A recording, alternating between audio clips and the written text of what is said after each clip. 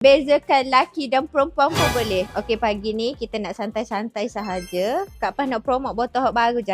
Sebabnya dia tak ramai lagi player. Kalau awak nak grab untuk buat branding awak sangat-sangat Kak Pah sarankan. Sebab dia customer tak ambil lagi. So ada kelainan untuk brand awak. Untuk botol ni, awak jangan risau. Kalau awak nak kelainan sikit, awak jangan pusing lah deh. Sebab botol ni kita ada 6 warna yang berbeza. So awak boleh saja pilih ke 6 warna. Ataupun awak nak bezakan laki dan perempuan pun boleh. Awak nak 2 warna pun boleh, tak ada masalah. Dan untuk botol ni didatangi dengan pattern petak dan mempunyai depan ni dia ada gold, kiri kanan pun gold. Dia punya cap tu dia ada pattern Arabik dan sangat-sangat cantik lah. Dan kalau awak nak grab package bersama kami, jangan risau sebab sini kita ada dah space untuk awak tepek stiker. Stiker yang sesuai adalah stiker transparent. Dia akan nampakkan lagi awak punya brand tu naik, eksklusif, comel-comel loteng lah rakyat. Okay, untuk stiker transparent tu kita bagi percuma sahaja, tetapi dengan syarat awak kena grab 150